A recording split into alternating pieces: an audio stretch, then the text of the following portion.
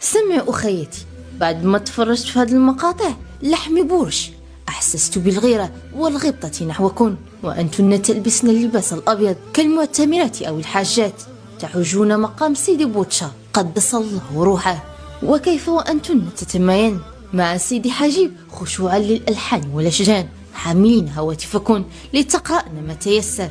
كم تمنيت لو كنت بينكن داخل هذا الاختلاط المهيب، ذكورا وإناثا، ذكورا ولم أقل رجالا، لأن الرجال لا تقبل بهذا المقام. شفتك وأنت ترقصين وتغنين، فعلمت علم اليقين أنني مغيبة مضحوك علي، لا أتمتع بالحياة وما عايشش كيف ما قلتي. ليتني كنت بينكن، حتى إذا توفتني المنية وجدت حجة أمام الله، فسيدي بوتشار أكيد سيشفع لي، وحتى إذا ما سألني الله قلت له كنت من حجيج هذا المقام، بلباسي الأبيض أتغنى وأتمايل خشوعا.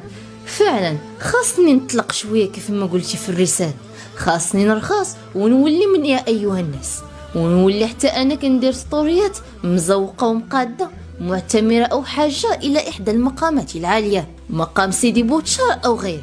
وعندي لك واحد السؤال أخيتي الحاجة، فاش لبستي لباسك الأبيض ووجدتي وقاديتي الحال ملتزمة الخروج باكرا إلى مقام سيدي بوتشار، هل عملت بالرخصة وقمت بصلاة القصر تقديما؟ لأن صلاة المغرب والعشاء ستجدكن هائمات في الألحان والأشجان، وكذلك دعاء الركوب، ماذا قلت فيه؟ أم بركة سيدي بوتشار أسقطت سنة الدعاء؟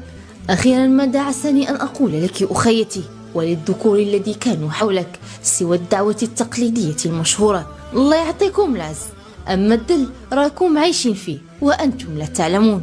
ربنا لا تؤاخذنا بما فعل السفهاء منا، ربنا اغفر لنا ذنوبنا بعد إن هديتنا، واجعلنا يا رب من خاصتك وممن يسمعون القول فيتبعون أحسنه.